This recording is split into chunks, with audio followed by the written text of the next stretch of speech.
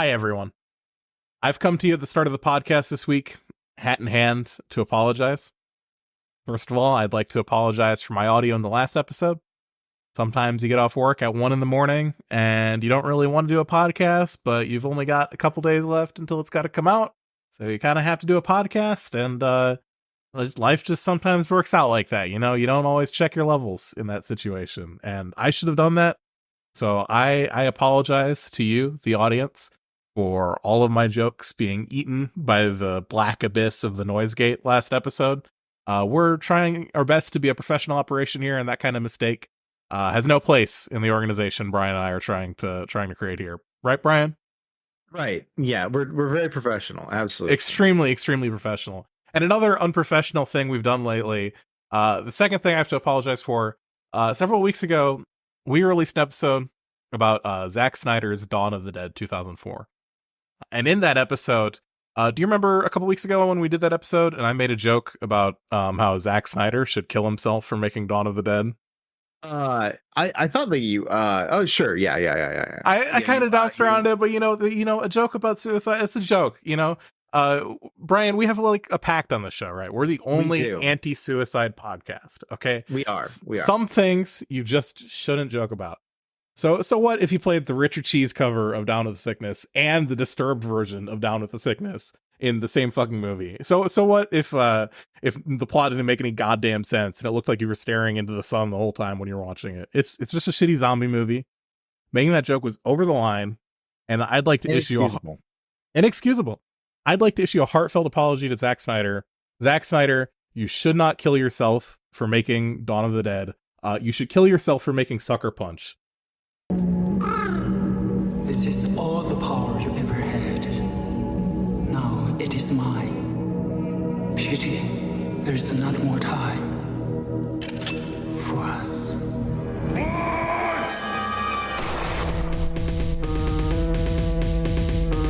You tell him it's open season on all suckheads.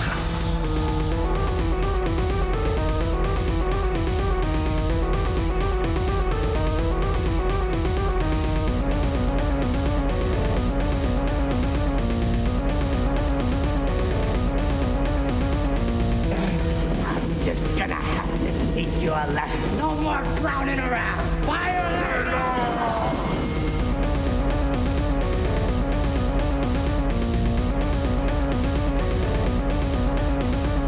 Is that gasoline I smell? No, man. No! Welcome, everyone, to the hit podcast sweeping the nation. Over 10 million listeners every nanosecond. 10 billion. Edging with Trash and Monk. I'm Monk. We got Trash. We also got Freemz. Hello, Freemz. Hello. Thanks for having me on. Yeah, no problem. Thank you for recommending this amazing movie to us that we got to watch. Listen, we want to be clear. Freemz requested to do this episode. We're not that evil. We're not that evil that we forced Freemz to do this. Freemz wanted to be here for this episode, okay? Absolutely. Oh, and Freemz, I've got one question that I hope you can answer. What the fuck? Why did you do this to us? Now, to be fair, oh god, I recommended this without seeing it. I just had all of my favorite elements. Just all your favorite elements, like helpless women and upskirts. Okay, I was gonna say girl fighting and Zack Snyder, but I mean, kind of the same thing, really. Yeah. Oh god, wow! We really made it through that.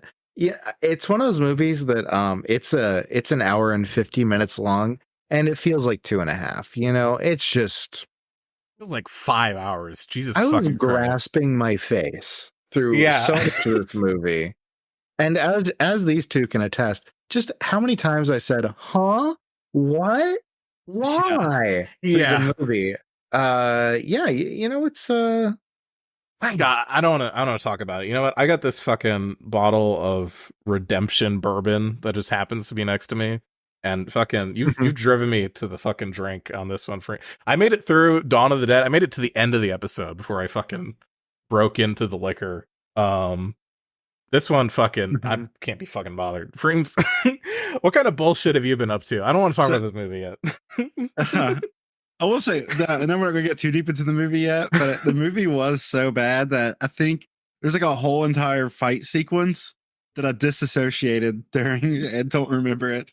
Yeah, I mean, that's like... Was it the train? It was the train. Yeah. The train.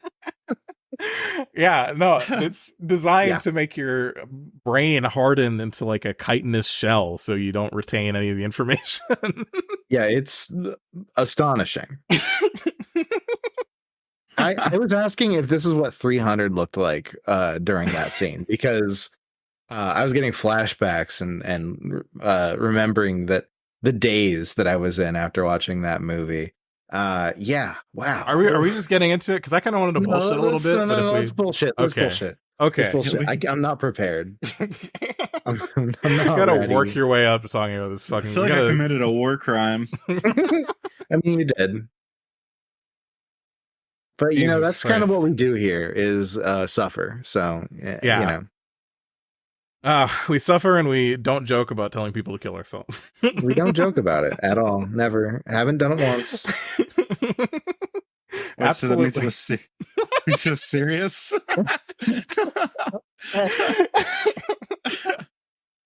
Wait. Freemz, what kind of bullshit has been going on in your life lately? What kind of anything you want to complain about that's you want to be on the podcast? Where to start? I've been streaming a lot. Oh yeah, just playing games and to no viewers because I'm not covering. It's just hard to react all the time, you know. It is, especially like fucking like it was hard enough when I was streaming to stream without having a job, but then like going to work and then streaming afterwards sounds like it would be like fucking. I can't do it. I can't even fucking write after work. I'm all I can do is fucking fuck around and fuck up my own audio after a podcast. Yeah, I mean, I had the opposite experience of Monk in that when I quit my job and was like, maybe I can make streaming happen full time, I just like died. Yeah. So, you know, different strokes for different folks, you know. Yeah. What you been playing lately? What you been playing? I do a lot of roguelikes, you know. Oh yeah. A lot of Balatro, a lot of. That's a big one right now. It's a big one right now. It's addictive. We haven't had a gamer talk on the show. We've talked about a lot of things. We've had the veggie minute. We've had we've talked about Drew Carey's pussy. And Seth Rogen's massive tits. That's true. I don't think we talked about gaming that much. We watched Gamer and we didn't even talk about gaming. This is kind of like even more of a gamer movie than Gamer was, though, if we're being honest. So let's talk about games. What kind of... Brian, you've been playing fucking... Usually I see you like firing up Evil Genius 2 when we're about to do the podcast. I don't see you fucking... Yeah, what are you playing now? You're playing Manor Lords. Manor Lords just came out.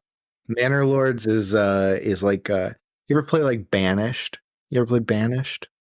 I am a big Banished fan. Yeah, I saw Manor Lords, and it looked all right. But I kind of don't want to buy any games that are going to be updated at all. You know, I kind of like just come get me when the game's finished.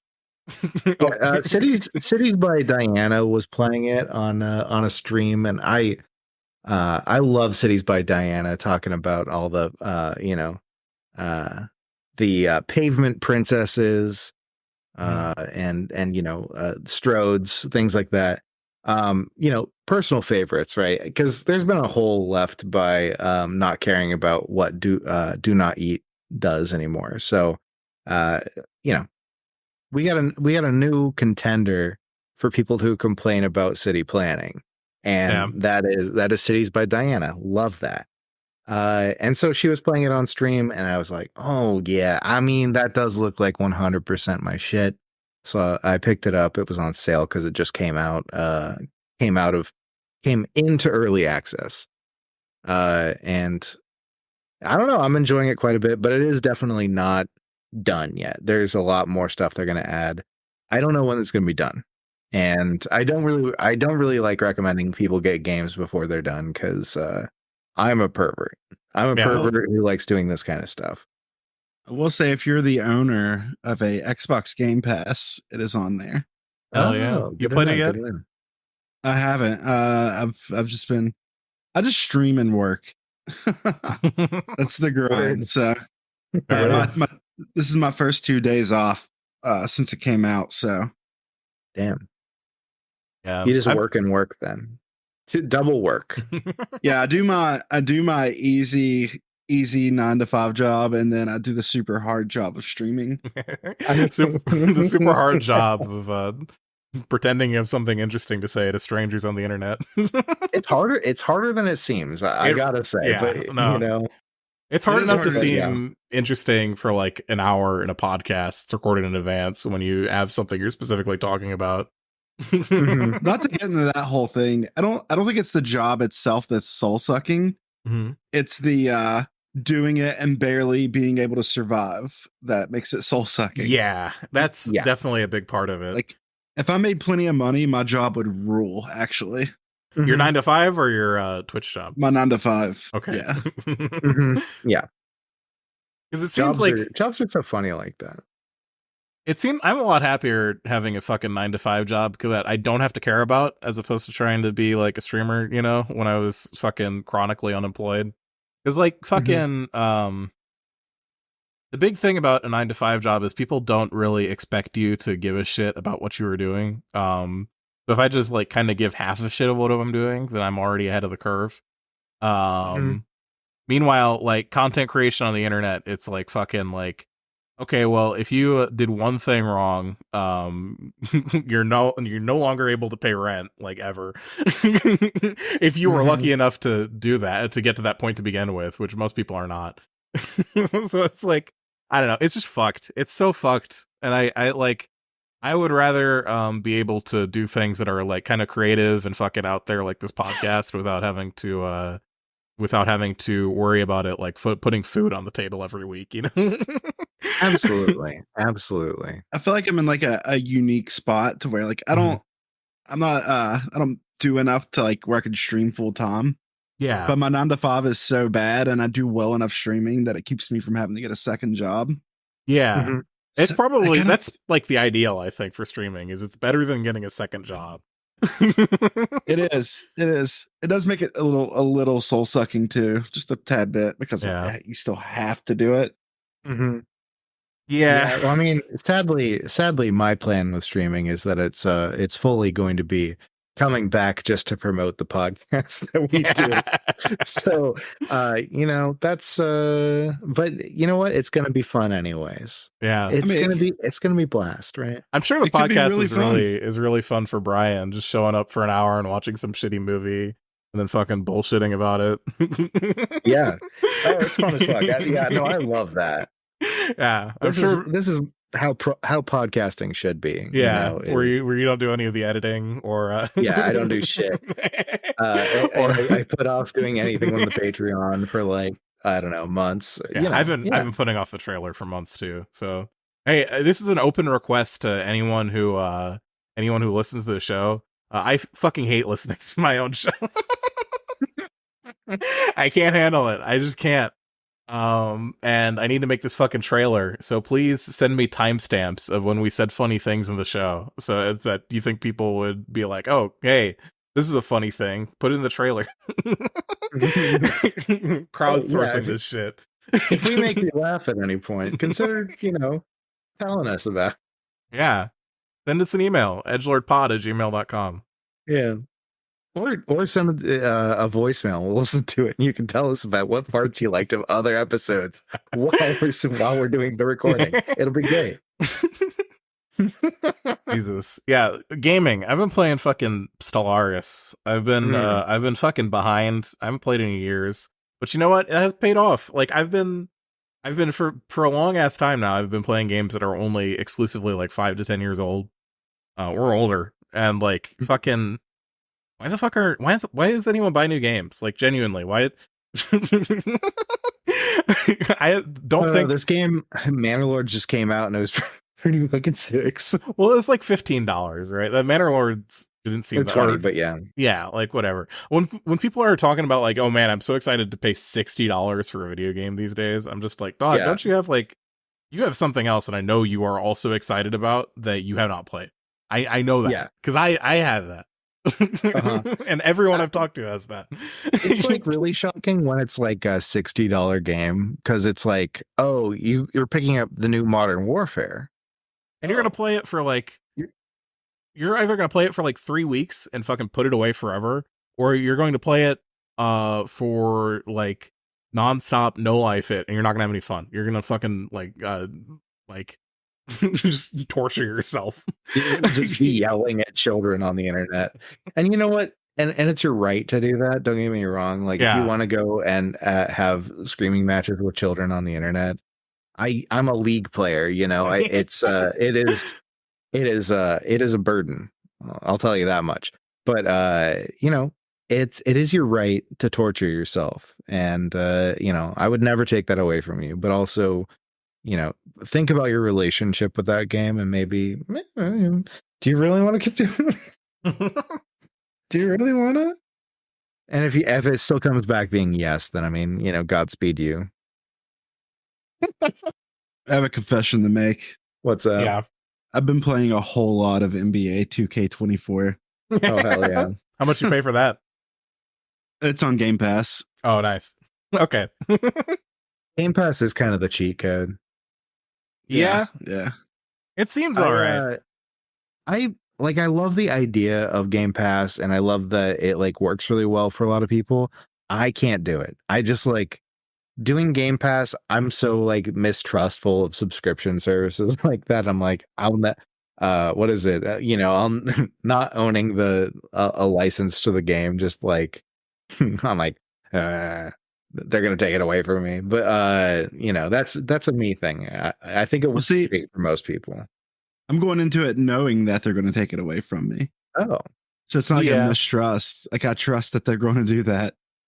Oh, interesting. So it gives me access to like thousands of games. So that's true. It's true. Well, I think I've already got enough of a library. How many games do I have on Steam? This number is going to sound higher than it should, because I just added. So I'm going to tell you the number, but also keep in mind I've recently added about 300 random free games to my Steam library. And I don't know if they're counted in this or not. I have 1,384 games in my Steam library. Oh, wow. Whoa. And a lot of them are fucking shit that I've just fucking bought a lot of games because I was fucking stupid and made like $19 an hour before I got hit by the van. And didn't pay rent or do anything with that money other than just like, oh, I'll buy this, I guess. Mm-hmm. So I've just been living off of that for a long ass time. And honestly, like fucking like find the games you like and don't really need anything else, you know?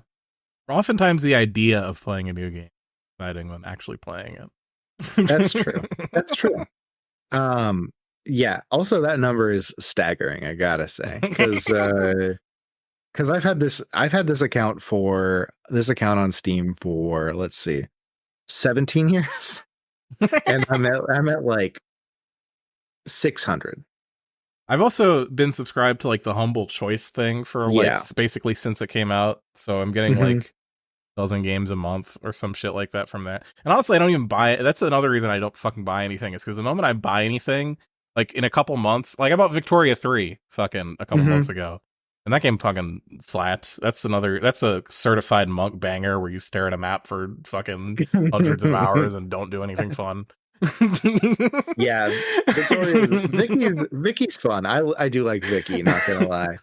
But I bought that I'm a fucking Paradox game. simp. What can I say? You know, I bought that fucking game, and I'm like, whatever. I'm like, I was waiting for so long because I knew the moment I bought it, like a couple months from then, it's just gonna be on the humble choice thing, and I will have an extra copy that I didn't need to buy it. And then I fucking like finally caved and I bought it. Now a couple months later, it's on the fucking humble choice. I was like, what the fuck? Damn, fucking wrecked. Amazing. My Steam library is almost to 150. Yeah, that's not bad. You know, 150 games. Since 2019. Yeah, That's not bad. that's a pretty respectable number. Not too high, not too low. That's another thing cool about being a streamer. If you play games on stream, people will just buy you games Hell Yeah, sometimes. without even asking, or like, Hell yeah. Like 100% OJ. Oh my God. Or Garfield Oh, my- card. Well, Garfield Kart's Oh, a no. gem. You know, Garfield Kart's a I fucking gem. I somehow managed to slip in and out without ever playing Garfield card. it's the bane of my existence. It's bad, but it's also so cheap. I'm just like, it's like a basically like nearly free cart game to play on the computer. I'm like, it's kind of sick. Freemz, you want to play a really shitty video game sometime? Oh, I do. You want to play Talisman Digital Edition? You ever play Oh Talisman? dear God. Talisman Digital Edition? It's like a board game. You ever play Munchkin? No. Okay. Well, I was gonna compare it to that, but Talisman, it's kind of like you roll a die and then some bullshit happens and your character dies. And and you play another one, and the game will last like it's like sort of like fantasy Monopoly, and the game will last like 6 to 8 hours until everyone just fucking throws in the towel and quits, and it's torture the entire time. It's pretty great.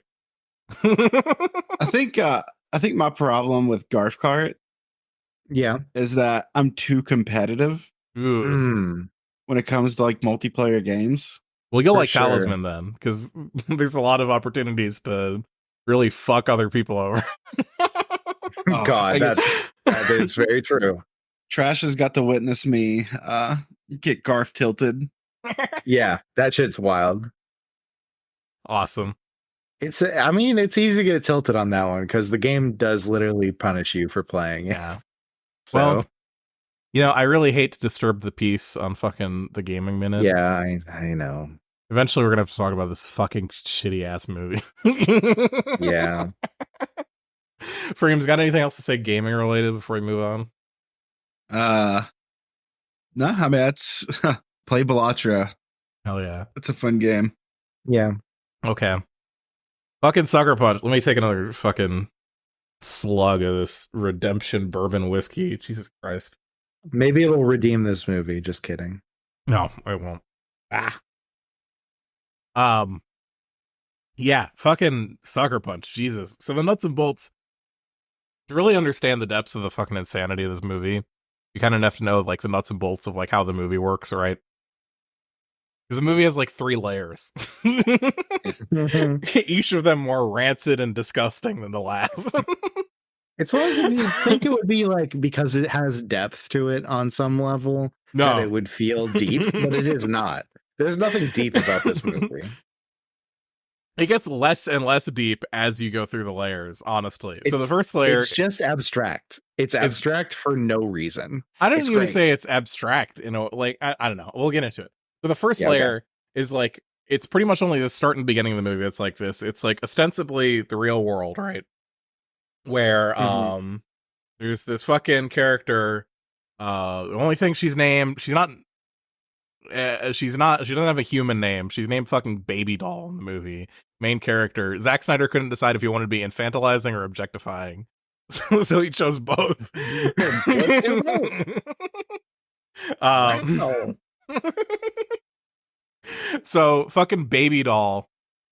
I'm gonna fucking blow my brains out having to fucking say that. You're gonna have to say that so many times. Oh, you want to say that over and over again? Baby Doll is the movie starts with fucking, you know, it's a banger when it starts with a shitty cover of Sweet Dreams Are Made of These, and Baby Doll is being abused by her mom dies, and her stepfather is like being fucking abusive to her, and she tries to shoot her stepfather but accidentally shoots her sister. She gets arrested and sent to this fucking psychiatric ward where like her stepfather is paying off one of the orderlies to have her fucking lobotomized, right? So I feel like I paid close attention to what was going on there. I don't know if you realize what happened, but it shows a flash of the will after the mom dies. Yeah. And all of her money was left to the 2 sisters. Yeah, so he's like fucking nuts because he's He left the money to them and not to him. So he's like fucking Yes. like losing his mind and He murders the one sister. Well, he doesn't Yeah. murder her. She shoots her on accident when he's trying to he's like hurting her. But No, I that don't was definitely not the case. Like he definitely had already killed her. I don't think he had killed her. No, because she was bleeding like from a bullet wound. She Whatever. was bleeding. Whatever. It doesn't fucking matter. I don't think It's all just she was like dropped up responsive. immediately. It's so yeah. It doesn't matter because it doesn't come up again for the rest of the fucking movie. She's in like the fucking the loony bin now, and it like she's about to get like flashes forward because they're talking about like, oh, in 5 days she's gonna get a lobotomy, and then it just flashes forward to 5 days later and she's about to get a lobotomy. And then we're introduced to layer 2 of the movie, which is like sort of like a flashback before she gets lobotomized of like her fantasy, I guess, of what that time in the loony bin was like, where she's working in some fucking bordello. And it's like all of the characters that you briefly met for a few minutes while it was setting up the loony bin thing are there again. But they all have different roles. Like one of them, like this orderly in the mental institution, is like the fucking owner of the club that she's working at, who has all these connections. It's fucking stupid. It's just fucking dumb. She's like just trying to best to survive before 5 days pass, and a high roller comes to take her virginity away. Which is the comparison, the lobotomy, the penetration of the lobotomy. See, Zack Snyder is very smart. The penetration of the lobotomy is equivalent to the original sin of a man's penis entering you.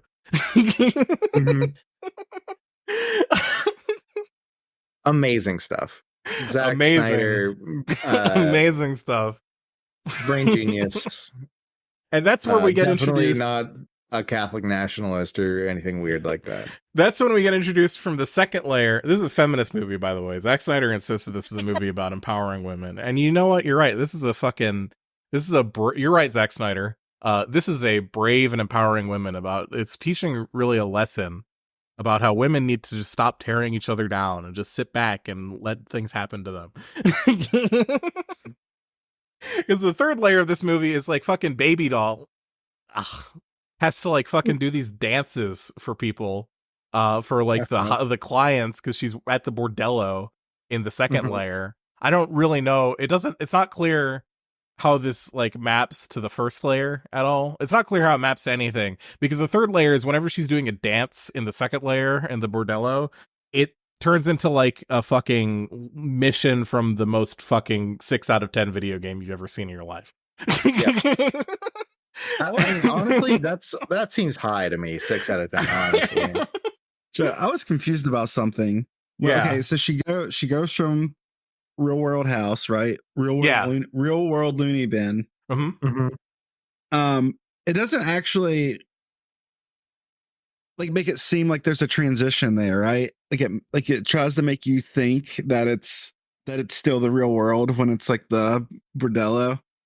I don't think it's really trying that hard. This movie, the thing is the movie's not consistent at all about how much things, because then between the second and the first layer, right, there's some things that sort of map 1-to-1, right? Like some of the characters are there but recontextualized, and like some of the areas that they showed off in the beginning are sort of there, but they're decorated differently and it looks sort of similar. But it's like there's not any sort of consistent logic to it beyond just Zack Snyder was fucking cranking his hog and he thought of this, you know? I remember how they did the transition, because she's about to get the lobotomy, and then it happens, and then they're like, all right, this isn't working, da da da da da, you know? Yeah, because I was like, fictionalized, and they make it sound like it's a play. Yeah, I don't know. I don't think it's so like that was like, because like the transition is like, it's like a weird fake out where it's like Baby Doll's getting lobotomy, but then it's actually Sweet Pea who's on stage. I fucking hate, why did he fucking choose to not give the women names? I fucking hate Well, have you you know what heard else of is- Zack Snyder? You know what else is weird? Two of the names. So Vanessa Hudgens is played by, or Vanessa Hudgens plays a character named Blondie. Mhm. And she has black hair. Yeah. And then the other girl's name is Amber, and she also has black hair. Yeah. Really makes you think, Yeah. don't it? It.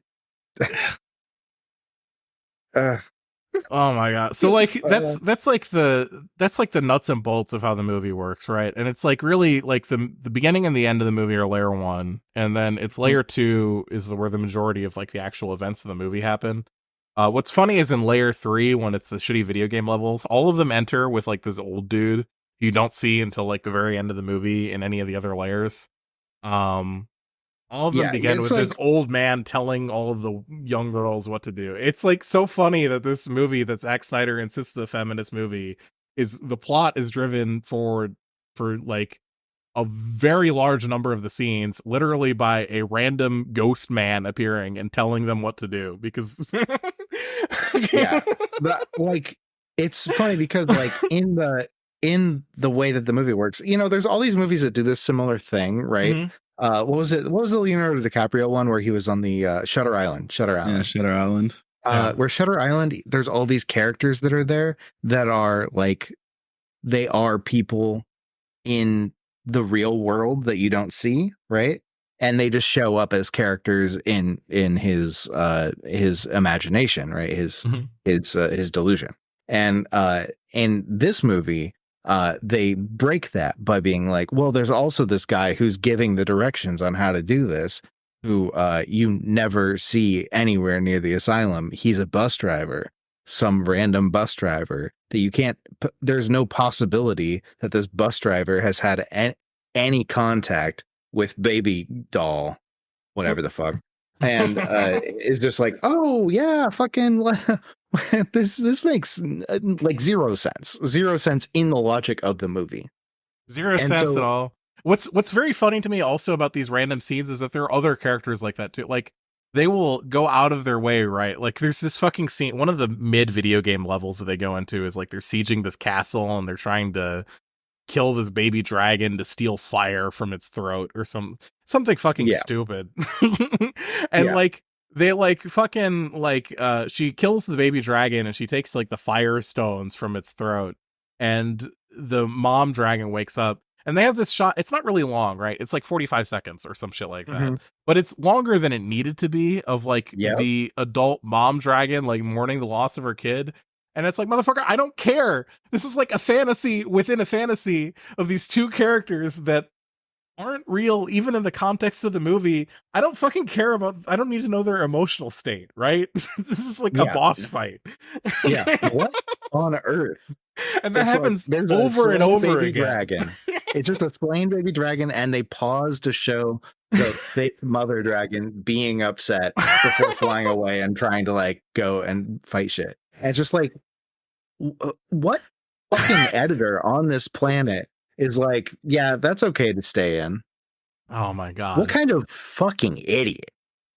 I mean, like, assuming that Zack Snyder wasn't just jacking off onto a fucking computer while he was doing this, like,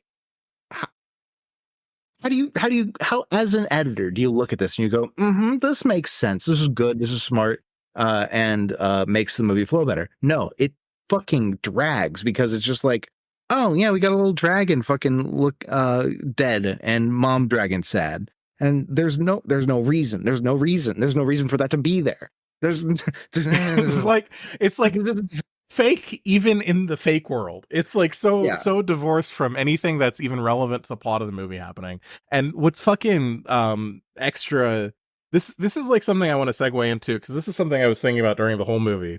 That I want to segue into. It's not directly related to the movie, but it's sort of related. So Zack Snyder, he's done a lot of movies, right?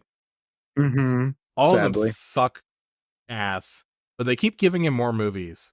And I want to ask you, because like my impression of how Hollywood works, right? I don't have no actual insight in this, but this is just what I suspect things are like.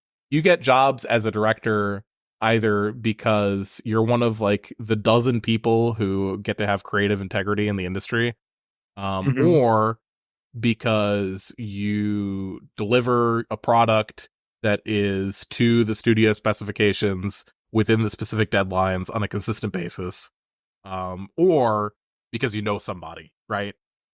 It's not one with Zack Snyder, but he is given, like, Zack Snyder doesn't actually have any creative integrity, but he also is given a lot of fucking creative control over his movies. There's a lot of fucking Snyderisms in there that I don't think are like studio things. I think those are Zack Snyder things, right? I mean, they have to be, right? Yeah. So who the fuck is this guy related to? Who the fuck? You know what I mean? Yeah, no, absolutely. And in fact, I think I'm going to do a little bit of research about that right the fuck now. All right. Freemz, who do you think is related? Do you have any insight on this? What do you think? I feel like he probably has dirt on somebody. Oh, you don't think he's related? You think he's blackmailing someone? See, that thought crossed my mind, but maybe I don't know. I can't rule that out. Hold the fuck. He has 8 children. He's Elon Maxing. Jesus fucking Christ. Also, I feel like his movies, even though they're terrible, they make money. I mean, yeah, but fucking any fucking turd will make money if you put it in theaters and you like release a good trailer for it, you know? I think like 300 probably made like a couple $100 million. Yeah, 300 was also like what, like 20 years ago? Yeah. I think that it was like he had he had such a success with 300 that people. Well, then Watchmen wasn't that successful, was it?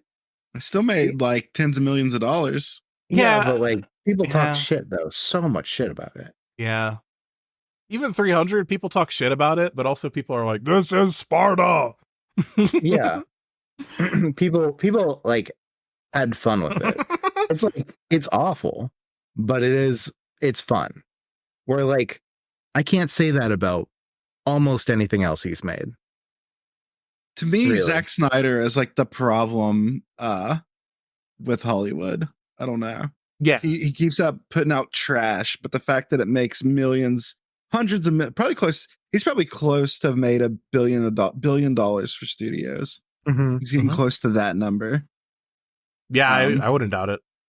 And it's all turds, even like culturally turds. Like nobody likes Man of Steel. It may have made, a couple $100 million. But nobody like looks fondly on that movie. Yeah, that's what I'm saying is like, yeah, he makes a lot of money, right?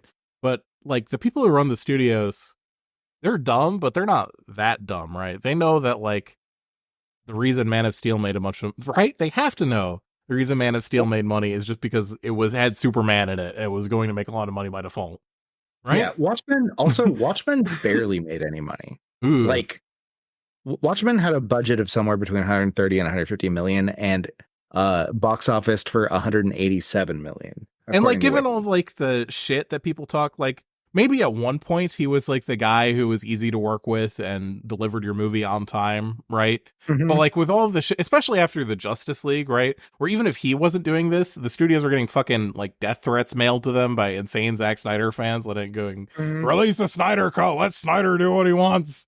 Fucking like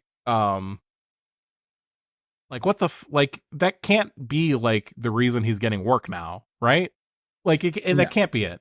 So like I think it definitely wasn't Sucker Punch either, because it only 82 million budget, 89.8 million box off. You gotta remember, like, that's you're right, that's disappointing. You also have to remember that there's fucking Hollywood math going on there, right? Where they I know, but it's like compared to any movie that's considered successful, that's like a disgustingly low number. You're right. But he's never lost money, I don't think. I don't know. Yeah, maybe. When you talk about not losing money, right? There's straight up losing money on a film, but there's also the opportunity cost of like any $1 million that went to a Zack Snyder movie would have gone to something else that would have gotten you like 160 million, and that's still losing money if you're losing out on the opportunity cost. That's Econ 101.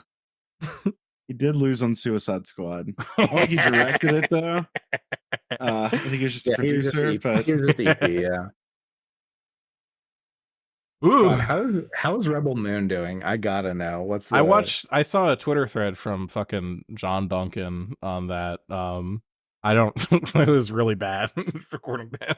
I've heard it's like really bad as a movie, but I just mean like financials wise. Yeah. Well, it's hard to tell because it's right. Netflix or whatever. Yeah. I mean, it's all just based on what did they pay for? What does Disney pay for? It was on Disney, right? Yeah, I guess it was. No, it wasn't Disney. God, who did Rebel Moon? Because Disney wouldn't have put that out. Because it's like a direct competitor to Star Wars. Yeah, I thought Rebel Moon was a Star Wars movie. No, it is. It is. So Zack Snyder was not allowed to make a Star Wars movie, and decided I want to make my own Star Wars-esque story, and so he made Rebel Moon. The one comment I remember from the Twitter thread I read on it was fucking that there were a lot of scenes lifted from Gladiator where he's holding and letting rain pass through his fingers. A lot of shots like that. God damn it. Was there a Star Wars movie that had Rebel in it? There's the show Star Wars Rebels. I'm losing it. It's okay. I don't know. There's probably some other stuff too. I just can't remember. What's fucking funny too is like how much I think Zack Snyder just really, really wants to be Ridley Scott specifically. if I'm thinking about like his fucking like influences in Hollywood, right? I mean the dude's ripping off fucking everyone, but like if you had to narrow it down to one, right? I do think because Ridley Scott, like even these days, like the shitty Ridley Scott movies are kind of like better Zack Snyder, or was what the shit like. You watch Alien Covenant, right? That movie sucked ass, but you know what? I bet Zack Snyder saw that and was like, "Damn, I could do that." Probably. By the way, I did just see finally one where he definitely lost money on a movie. Yeah. And that is Wonder Woman 1984. Well, that's because they put a woman in it. So that's you go woke and you go broke, you know? There you go. I didn't realize he did. Well, no, he didn't do the first Wonder Woman. Oh, well, he's just an EP on that one. So, you know. Yeah. But what, did he just get a lot of money from a couple of movies and then end up being like, all right, now I'm just going to produce mostly. And then he has all these producer credits where he's producing some of the worst movies you've ever seen. But, you know, he can just do it because he's got the money now. I think he's either related to someone, or I think Freemz brought up a good point that maybe he has dirt on someone. Maybe he's like fucking like blackmailing some fucking studio exit. Maybe he had all the Weinstein information back in the day. You know, that wouldn't shock me. He did also apparently make a bunch of music videos back in the day, starting in 1989. Yeah. So, you know, he's got that as his kind of bona fides, and usually they don't let you go from music videos to movies with tens of millions of dollars in the budget being like the creative helm of them. Yeah. It's like trying to find like the spot where God, he's won awards for some of these movies. That's just wild to me. That's even more evidence, I think, that maybe he's related to someone, you know? Yeah, potentially. Just, oh God. What the fuck? Yeah. Now here's another question I had about Zack Snyder that I'd like to pose for my co-hosts here. Okay. Or this is more specific to this movie. In Sucker Punch, which was worse? The original soundtrack for Sucker Punch, or the fucking horrible ass cover songs that they ruined for Sucker Punch? You mean how they took every song that they got the rights to and then did a cover of it after about 30 seconds in, it just turns into a cover. Yeah. Was an interesting tidbit. The actress that played Sweet Pea, Emily Browning, she did like 3 of the covers. Amazing stuff. She did the Pixies cover. She did the Sweet Dreams cover. She did the Oh, White you Rabbit know what? cover. That's a hidden message alluding to the theme of the movie that Sweet Pea was the main character the whole time. Whoa. 'Cause she's singing the lyrics in these covers. Whoa. Yeah. Fuck. Do you think that's true? Are you actually saying that? You know, I hate that it's true, but I think it is true. I don't like that I think it's true, but I think that's the exact type of fucking bullshit this fucking asshole would be on. Amazing. You know? Whoa. Whoa. Okay. I just went and looked her up. Yeah. Is she related to someone? No, but her music career starts off with saying that she's a rapper. Oh no. Oh, Are we gonna have to play this shit? I don't know. BRB going to YouTube. Okay. MC Dusk from the group Blades Oh no. supported Nas on a tour in Australia. Oh no. What the fuck? Okay. We're losing the plot here a little bit, I think. Maybe, but also this is so fucking wow, you know? If you send me a link, I'll play it. I'm not gonna be happy about playing it, but I'll play it. I gotta find something first, but I'm just oh. I'm listening to it now. Here, I'll send it to you. Yeah, send it. We can all listen to it together. Okay, we're not listening to this whole fucking thing on the podcast. But go ahead and put it in live. Put it in the chat we're in. Give it a quick scrub. I just want to know if we got some like Iggy Azalea level talent here. Yeah. Even if we were not on the podcast, I do not think that we'd be listening to the whole thing based on what I heard. No, absolutely It's not. Australian rap from 2000? I don't think so. It is not letting me open the chat. Okay, well, just DM it to me then. So I'll just DM it to you directly. Yeah. Yeah, either way. But yeah, this fucking movie, right? Okay, here's the link. Just what a cavalcade of bullshit. Also, the old man character, his credited name as Wise Man. He certainly was wise enough to tell all those women how to live their lives. This is the thing that fucking, like, the people who read Sucker Punch is like a feminist movie. I don't know what the fuck. We need to like dissect these people and figure out what's wrong with their brains. Like, genuinely, like, these people, were they lobotomized? Like, is that what fucking happened? Like, you know, Jesus I think Christ. it really is just very challenging for people to understand when anything is feminist because people just don't know what the word means. All And right. that's funny. It's funny to me. I don't know. It makes me laugh with a little, the emoji where people are like, where it's like the yellow head and it's like crying, but like clearly very angry. That's me. Yeah. This YouTube link to the song is refusing to work for me, and we're past the threshold of this being funny. So I think we're just gonna. Okay. Yeah. You can look we're that fine. up on your own. I think I would blow my brains out if I had to listen. To be honest. Yeah. But like, yeah, like fucking the original soundtrack was fucking bad, right? Like the fucking like boudoir song they fucking were playing, like or bordello song, whatever the fuck, you know, B words. The love is the drug or whatever the fuck, you know, that shit. It sucked. Yeah, that sucked ass. Shitty song. But also that cover of Where Is My Mind also sucked. And you know what? I like that song, and you fucking made a shitty version of it. So what the fuck is wrong with you? Yeah. I think my favorite song cover was was definitely the opening, Sweet Dreams, because both of y'all were like, yeah, it's the cover of the Marilyn Manson song, which it is. Mm-hmm. That is correct. It's a cover of a cover, and it's so clearly directly covering the Marilyn Manson version that everybody was like, yep, that's what it's covering. It's not covering the original. And that's so powerful to me. Yeah. Because that sucks. Suck ass. It's just so fucking bad.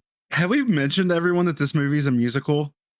It pretty much, yeah. So like every time they do like one of the fights in one of the video game levels, there's some fucking song playing, but they only play the song at the very beginning and the very end of it, because if you got to listen to Bjork uninterrupted in this movie, that would be a redeeming quality of it, where you could just zone out and be like, oh, this Bjork song is over. But no, they don't let you do that even. Yeah, I feel like, so controversial maybe, but I think calling this a musical is like a deeply an affront to musicals. I think so too, not, but I'm willing to offend the musical people. not because it is anything like, I know we were talking about it earlier before the podcast. I'm sorry, everybody. Behind the curtain, we were talking about how Zack Snyder talked about being influenced by Moulin Rouge, was it? For this, and that's insane. To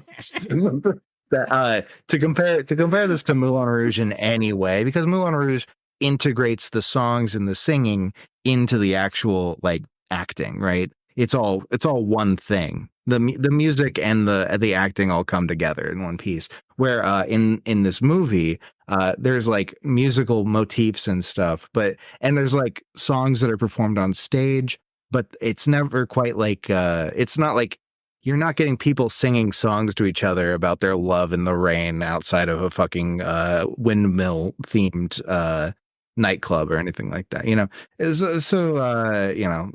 just saying. So here's an interesting thing. I was looking up articles, like just Googling stuff about the movie. I've now seen Zack Snyder list like 6 different movies as his inspiration for the film. Oh fuck yeah! What a fucking scam artist! Jesus fucking Christ! You know what you say? Mulan. If you steal from one person, that's theft. If you steal from a bunch of people, that's He is. I've seen an interview where he's credited Mulan. I've seen burlesque like musicals, which I'm guessing just he couldn't remember the word for Chicago. He credit Alice in Wonderland as an inspiration. Wow. Wizard of Oz as an inspiration. Wow. When we're talking about Alice in Wonderland was an inspiration, we're talking about the Tim Burton Alice in Wonderland, right? Probably, yeah. We're probably just talking about some garbage. That's the real thing here. Hey, now while we're talking about ripoffs, can we talk about how fucking Overwatch ripped this movie? I feel like it's pretty blatant too. Oh, really? How during one of the video game levels, like fucking Amber, right? She has like a mech suit, and it's fucking Diva. It's Diva. Everyone painted the screen at the same time. The mech is like designed like Diva is. She's fucking wearing an outfit that looks like a Diva outfit. She even has like Diva has like the fucking like lollipop, right? She has a fucking like lollipop. There's a pink rabbit spray painted on it. Yeah. Like, it's what the fuck? Very blatant. Yeah. That's there. Yeah. I understand why the employees at Blizzard Interactive would appreciate this movie, given its attitude towards captive women. But still, you could like change one thing, like maybe instead of a rabbit it's like a hamster, you know. Yeah. Anything, you can just do anything. I mean, I like Amber, the Jamie Chung, the actress that plays Amber, is one of my favorite actresses. She played Chi-Chi in Dragon Ball Evolution. Oh, another great film. Holy fuck. I was really disappointed in Oscar Isaac for being in this movie. I'm gonna be honest. Fucking this was so early in his career, right? Yeah. Like I think this might have been one of his breakouts, and that's such a shame. I'm so sorry, because I love Oscar Isaac. Although I gotta say, there were a few moments I was looking at Oscar Isaac and being like, yeah, you do look hot. You do look really hot. I know the context was really bad and all that. I like a baddie. What can I say? Okay. You know, the movie right after this he was in? What's that? It was a Drive.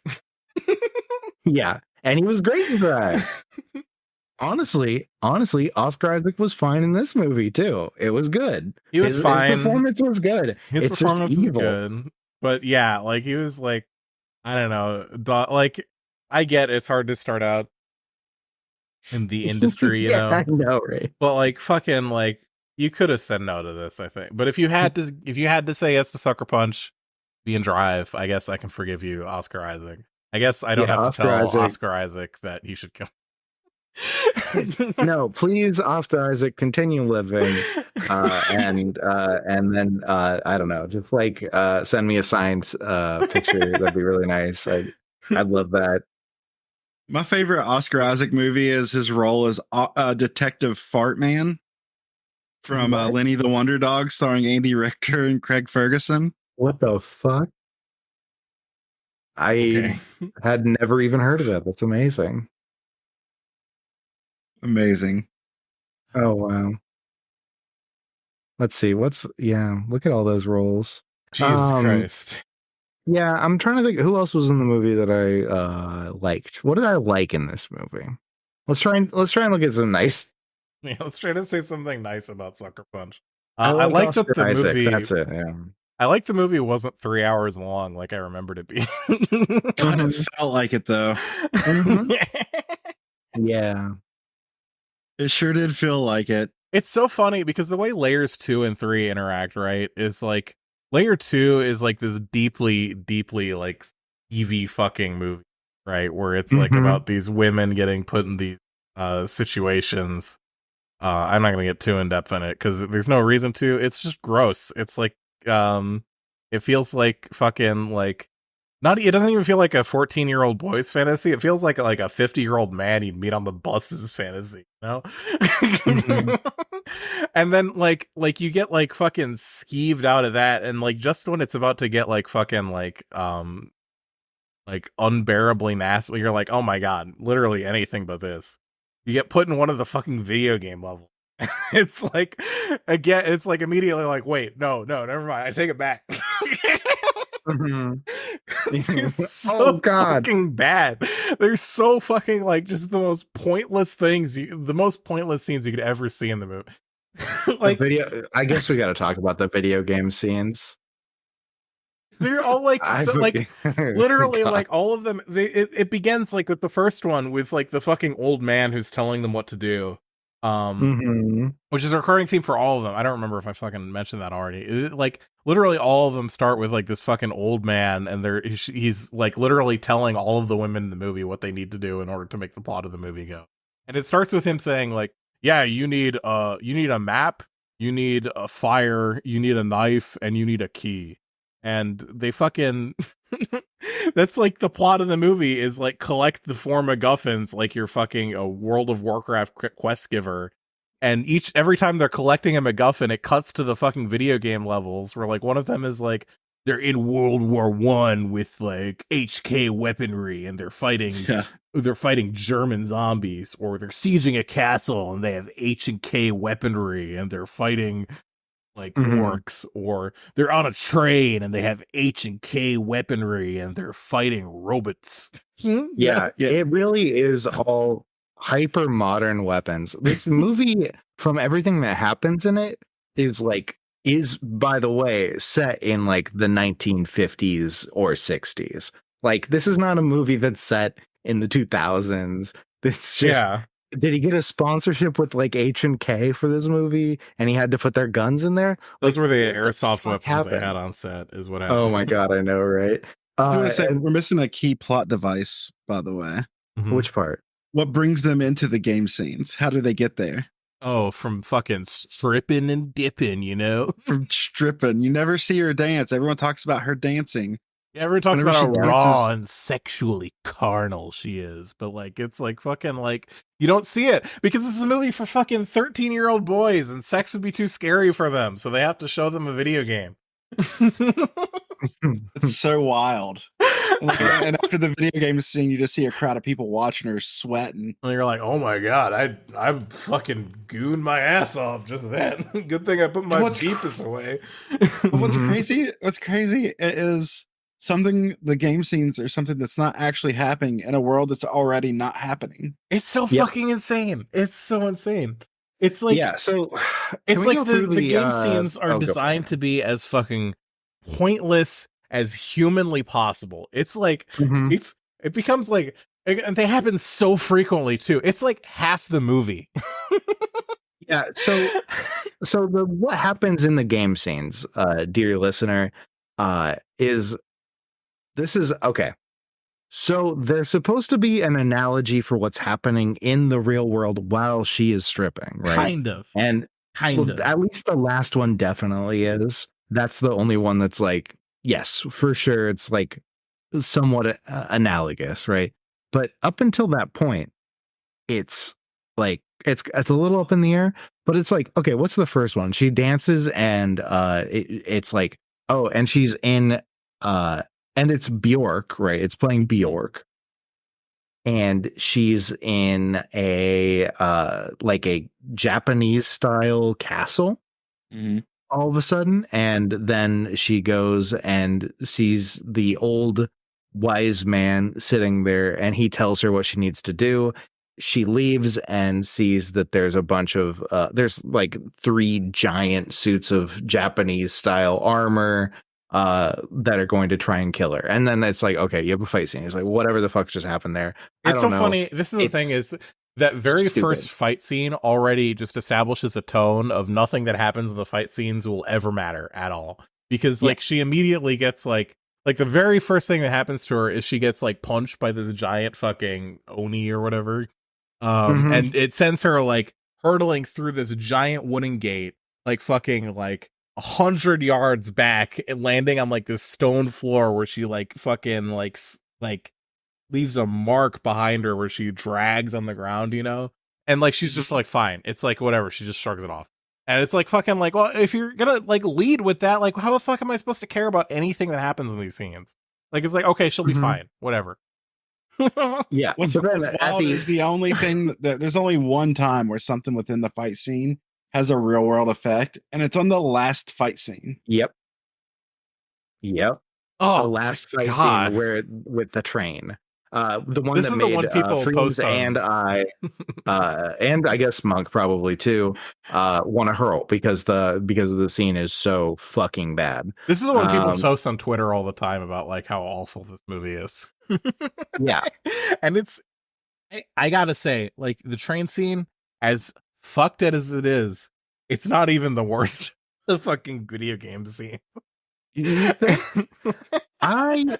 I have to disagree, but because there's a lot of things in that scene. I think the World War One like scene is the most fucking pointless. I think, like, don't get me wrong. Yeah, the train scene, fucking atrocious. Fucking, especially that one shot that it's like, whoa, it's one cut, but like everything's fucking fake CG shit, so it doesn't matter that it's one cut. It's just that shit is fucking like Zack Snyder, and he's clearly like coming directly on your face while you're watching it, and I don't want that to happen to me. Yeah, it's uncomfortable. It's really just not welcome. But it's fucking like about that. At least actually 7 shots, and it took him 7 days to do that. That one to make it look like one shot. Yeah. Oh my god. What a fucking loser. He's very, very proud of that train scene. That train scene. They get on the train, and then they have this like extended fight scene with a bunch of robots. And it's like, okay, they're having a fight scene with a bunch of robots. Their guns are making pew pew noises while still firing regular bullets and they look normal. And these robots are shooting lasers at them, and they're like, okay. I don't know. It's just stupid. All the other scenes are stupid too in a similar way, but this is just flipped, I guess. And they have to go and like defuse a bomb, I guess. It's not really clear. It turns out it doesn't really matter if they defuse the bomb, except for this one thing where it's somebody dies, and then the person who dies in the real world too, because apparently that's a stake now. But leading up to that, in these fight scenes, everything is slowed down and then sped up and then slowed down and sped up so often that it just there's no breaks. You don't have any regular speed anything, and it just feels like you're getting punched in the face over and over and over again. It looks like garbage. It feels like garbage. It's just baffling that anyone could think that it turned out good. Everything you said is true. Idiot. Zack Snyder, fucking eat shit. That's Snyder's trademark, right? Like slowing stuff down and speeding it up. Yeah, but it's like it looked okay in 300 because in 300 it was like, oh, you know, it was like a little more grounded. It was just like, hey, we got it in 300. It's all these guys and they're doing stupid shit that wouldn't happen in real life, but whatever, it doesn't fucking matter. It's this fantastic mystical tale, and also at least there's stakes because it's actually happening in the real world. It's not through 3 layers of Inception bullshit, and it's just like, oh god, what a fucking just like, it's so fucking whack. It's just like one of the most whack scenes. All the CG looks really bad too. Yeah, no, you're everything I knew we were in for. Oh, go ahead. Sorry. No, you got. You know when I knew we were in for a ride? The very early in the movie, they kind of like rip a girl's shirt a little bit, and a button falls. It hits the ground. They CGI'd the button falling and like hitting the ground. I'm only calling you out on this because I know you're the only person who hasn't said this character's name yet in a recorded format. Whose button got ripped? I'm not saying it. Say it. You have to say. We said it. You have to fucking say it too. If we had to say. You gotta say the name. Say the name, Freemz. It's baby doll.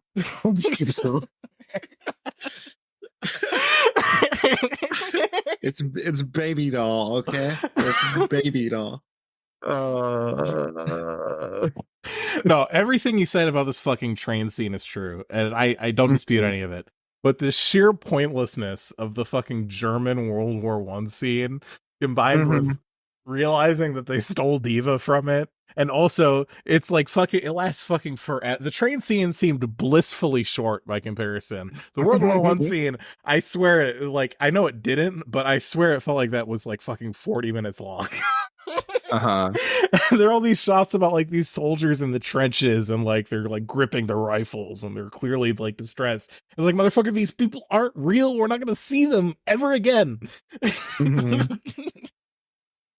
Like, I don't know. When it came to like the mother dragon scene, at least I thought maybe it was gonna be an allegory for like her and her sister, but then it was like, no, it's the mother, and I'm like, okay, well, this your mother died. Like, what's like? There's no basis for this in the real world or in the fake world. Anything. This is just like this is like stupid bullshit. Because in the first scene, in the first like third layer scene, like she shoots the Oni through the eye 3 times with a pistol. And it's very clearly, and it's through the right eye, and she got hit in the right eye with the lobotomy tool, and it was very clearly like a reference to that. And so you can tell that that's supposed to be that, right? You're like, oh, so that's like referencing the lobotomy, and then still not good, but at least like it means good, something. but like at least it's a reference, right? Yeah. And it's like, okay, cool. Then that like all of these things just jump the fucking shark and it never is connected. There's like no connections to what's actually happening except for it's like, oh, well, I don't know, fire from a dragon. And it's like, okay, sure. What's the other one? Can I also talk? The train doesn't have a good MacGuffin. It's just like, oh, what are you getting from the train? And it's like, it's a bomb called kitchen knife.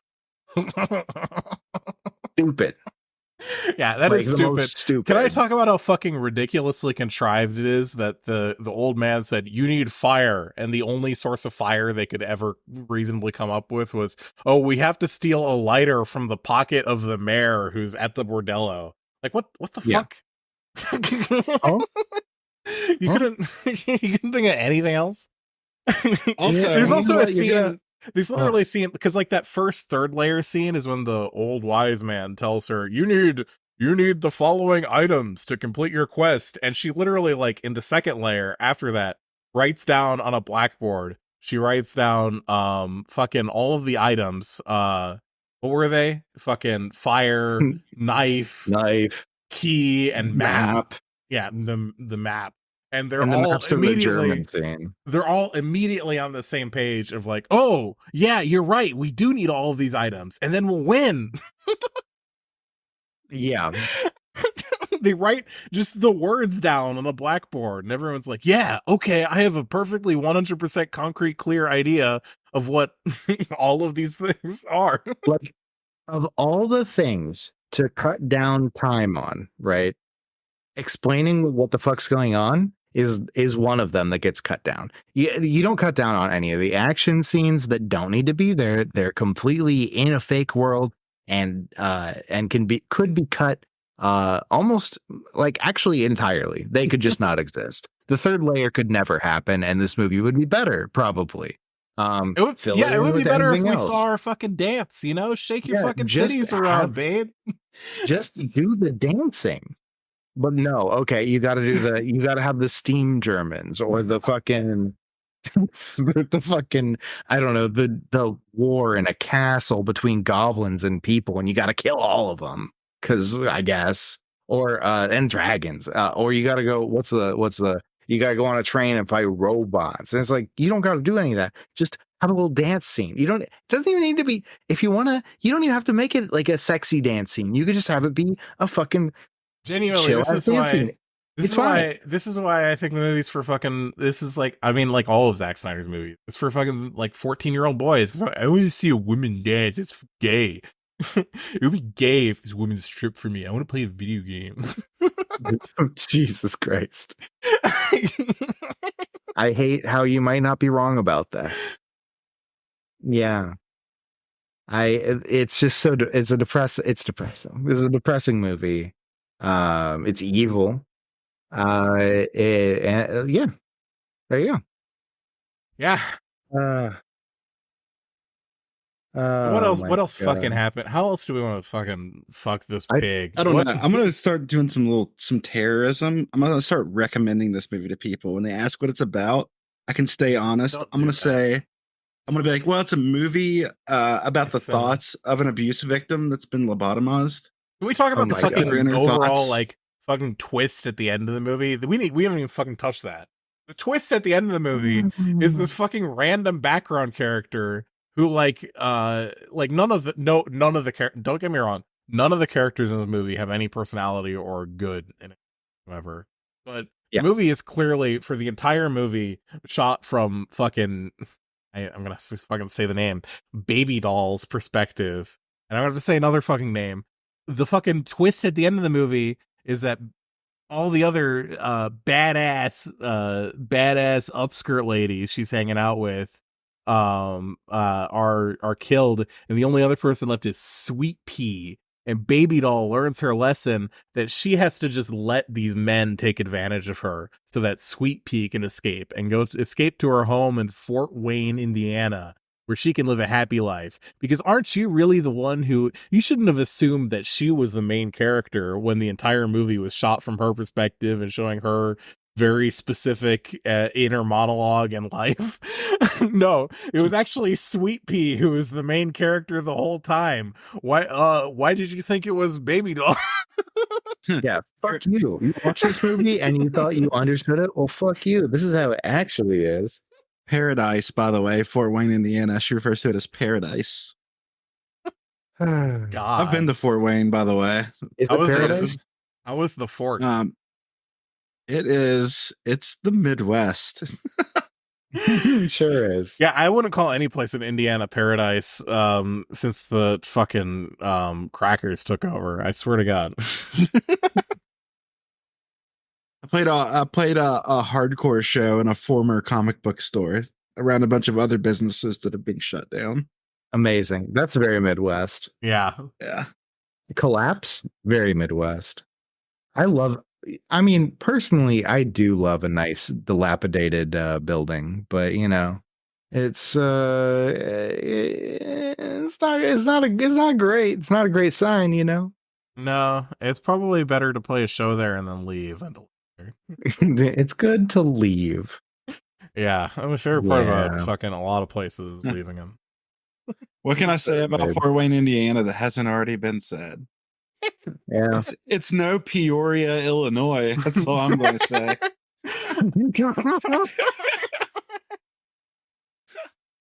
It's no Dayton, Ohio.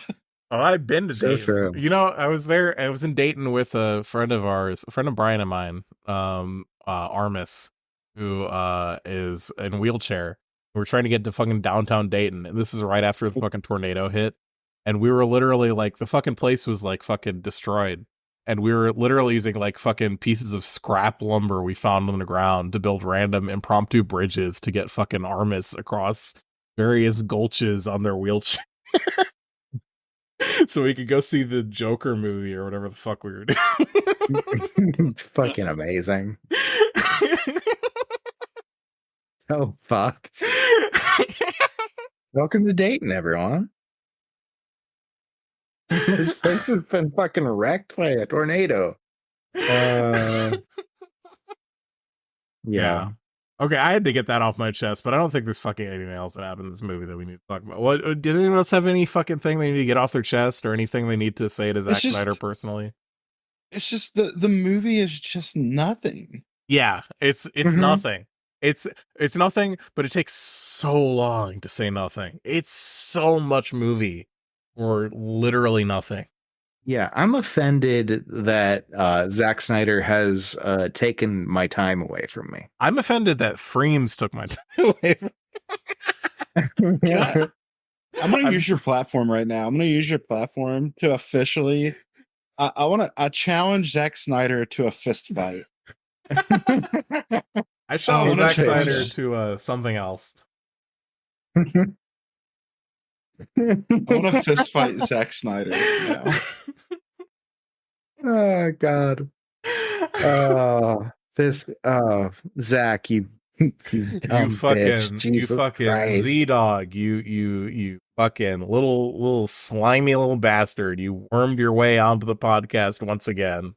And you know what? Fucking, we're gonna have to enter the Snyderverse at least a few more times because he fucking makes so many of these fucking edgelord movies. I swear to God, like everything in his catalog is on topic for the podcast, but it's all like fucking like I would rather get a lobotomy than watch like fucking Zack Snyder.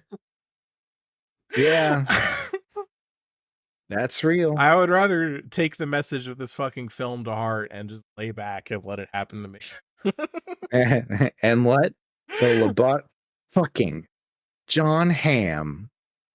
Fucking John Hamm. Oh my God, I forgot until just now. Oh, I would say would be disappointed in John Hamm for being in this movie, but reading what he did in UT Austin, I don't know, maybe it's fucking true to life. Yeah, maybe, but also on top of that, just saying, John Hamm lobotomizing her and then being like, what was that with her eyes? Did she want it? Losing my fucking mind. This movie, you know how people complain about how the Lord of the Rings has like fucking 8 false endings or whatever the fuck? This movie, I feel like those people need to watch this movie and then be grateful for what they fucking had in the Lord. Yeah, this movie like does Inception things in the most offensive and somehow boring, offensive, and just like not just like SJW woke offensive. I mean like fucking like you should be offended that somebody put this on fucking cellulose. Like this movie is an atrocity to art. Unwatchable. Genuinely. Yeah. During my research, Zack Snyder actually complained about having to cut back on the essay stuff. Of course he wanted more. Oh my. This is a feminist movie, by the way. This is the this is the worst movie that's ever been made. I swear to God, like there are movies that people people talk all the time about, like, oh, Manos, The Hands of Fate is the worst movie ever made. Manos, The fucking Hand of Fate, or like Plan 9 from Outer Space, or whatever the fuck. I on our Patreon episodes, I have a different opinion on what the worst movie ever made was. Yeah, you do. And also I have a challenge for that. But like, don't worry, I've got a challenge for you. But is this the worst movie you guys have covered on this podcast? Yes. I think that is fair to say. Now I'm kind of proud. I think Gamer was probably the former worst movie. Yeah. Unless Gamer might still be more offensive to me, but It's like it's See, right here's on the the thing: edge. things happen in Gamer. Gamer, at least you watch it and you know what's happened in the movie. Yeah, that's true. But also in Gamer, you got to remember that they encapsulated everything that you're supposed to hate in one person and said, "Look at that! Look at that fucking monster! You should hate that." And that's like a profound level of fucked up. And then also, it looked like shit. This movie also looks like shit. I know, but it looked worse than this. You're right. No, I still think this movie's worse. I would rather watch Gamer than this movie. What do you think, Brian? Do you think Sucker Punch or Versus? Which would you rather watch again? I'd rather watch Versus. That's easy. At least I could just tune out Versus. When we were watching Versus, I wasn't like feeling like I'm tearing my hair out the whole time. You know what I mean? Like it's not a psychic like torture. This movie's. I'm a Versus fan. Okay, that's wild. Yeah, Versus, you should be a Versus fan. Versus fucking rules, Freemz. Thank you so much for being on my side in this. Did you watch it, Freemz? Tell me truthful. We talked about it in here, and I remember I downloaded it that night. God, that's right. Hell yeah! I didn't think you would actually watch it. That movie rules. Fucking Kojima's in that movie, my man. Yeah, against better advice. Yeah, that movie did more with $10,000 than Sucker Punch did with 80 million. That's true. Absolutely. You're 100% sure. They should have given fucking whoever made that movie dollars. And you know, in as recently as 2013, as recently as 11 years ago, that guy was talking about making a sequel to Versus that took place picks up immediately after the first one. It's where they're in the future zone with the laser swords. Mm-hmm. I want to see it. I want to see it. I mean, I'd watch it because I gotta know, but also like you gotta know, you're hooked. You got the Versus bug. Okay, what else did this motherfucker do? Midnight Meat Train. That movie also kind of blew. He directed the Metal Gear Solid game on GameCube. Wow. The Twin Snakes. Do we have any mail? Do we have anything to say about? Yeah, go ahead and Punch? check that out. We don't have any mail. We don't have any voicemail either. Wow. Any YouTube comments? Got any cool emails from people trying to steal our information? I was supposed to send you a message and I forgot what it was even about. Wow. Wow. Oh, the trajectory of Keanu Reeves. Oh, interesting. You want to talk about it now? Well, I just feel like you guys didn't go into the fact enough that he had like a natural trajectory. Was it like it's like an evolution from Bill and Ted to John Wick? I feel like we did sort of talk about that. I thought that at least that was the point I was trying to make. I feel like Trash Can had said kind of the opposite. Ooh. What that he? What do you mean? Like there was like that he had like bold changes. Like the changes were really big from one to the next. And he did. I feel like it's a gradual change. Like hold on, let me explain this. Was it the length of his hair growing? Like because what I think about Keanu Reeves, his hair gets shorter and then longer. So Bill and Ted. Mm-hmm. He plays like a stoner, right? Yeah. So then you go to like Point Break. Mm-hmm. And he's like a stoner cop-ish type character. Okay. Right? Kind of action guy. Sure. Then you go to Matrix, and then he's like a normie / super action guy in real world or other world. I don't know. However you look at the Matrix. I don't think he's a normie in the real world. I say the real world, in the Matrix world. In the Matrix. I don't think he's a normie at all. He's like a fucking computer hacker. He's got an alter ego called Neo. He's going to clubs and shit. He's looking. Oh, for sure. Morpheus. I mean, normie in the way is he's not a kung fu fighting guy. Yeah, but he's definitely still a stoner. Yeah, for sure. Yeah. Then you get to John Wick, and he's just full blown karate fighter guy. Yeah. Mm-hmm. Mm-hmm. So I feel like there's always a little bit of one part of him from the last big role he was in the current role. And it just slowly evolves and molds. I'm not mentioning all the like bullshit he played in between those movies either. But actually, you know what? I might be wrong because Point Break came out before Bill and Ted. Yeah, maybe we need to watch more Keanu Reeves movies. I wouldn't be. I mean, yeah, no, I love Keanu Reeves. So nothing wrong with that. Even as much as I thought John Wick 2 was extreme.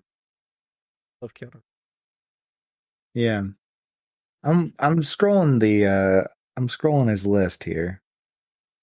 Let's see. Yeah. We've had like 8 IMDb's. No, I feel like we can't handle another one. I feel like another one. Yeah, I mean that's fair. That's fair. I'm just doing it for myself then. Yeah, we wait for John Wick presents Ballerina. God, I love Constantine. Yeah. I can't wait to do that episode. Gotta wait. Do you guys have any intentions on doing the movie Willard? What? You remember Willard? The dog? No. The movie with the guy with the rats, Crispin Glover. No, I don't remember that at all. Oh, it's total edgelord area. Damn. Interesting. I am not familiar with that movie. Hold on, I'm just gonna post the movie poster into the chat. I like that movie poster. But anyway, we don't have any fan mail. We don't have any voicemails. We don't have any YouTube comments. We don't have any shit I can find. I think we're approaching the end of this fucking thing. I think so. Unless anyone else, Freemz, you got anything left to say? Anything to get off your chest about how many chunks this movie blew? I just want to reiterate the fact that I had not seen this movie before I recommended it. But I am proud of how bad it was. Yeah. It's a pretty gnarly movie. I gotta give it a thumbs down. I gotta give it the Edging with Trash and Monk, the Pinch Nostrils Award for a certified stinker. Yeah. Okay, well, if you don't have anything else to say about the movie, Freemz, you want to shout out anything? Anything you want to plug? Yeah, if you're a Twitch viewer, twitch.tv/Freemz. Hell yeah. I stream 5 days a week, so hell yeah. Check them out. Pretty good. I'll have a link to that in the description of the episode. You can find us. Can I remember the fucking number for the voicemail? Sure can't. You can leave us a voicemail at 920-350-EDGE, 920-350-3343. You can add us at Twitter at Edging Podcast. You can follow the show there. I'm so happy we got I know, so good. You can send us an email at edgelordpod@gmail.com. Couldn't get Edging Podcast on Yeah. There's already another one out there. edgelordpod@gmail.com. Follow me wherever. cursedmonk, Brian, wherever. Briantrash. All the links in the shit. You can join the Discord too. You can hang out here. You have to introduce yourself, but that's it. Yeah. I'm not looking for anything in particular other than don't be a Nazi. Yeah, don't be a Nazi. That's it. That's the bar. Can you pass it? I hope you pass it. Please pass it. Jesus. Yeah. Until then, I guess fucking like fuck don't this watch movie, Sucker Punch. dude. Yeah, don't watch Fuck it. sex. Hey, Zack Snyder, go eat shit and die.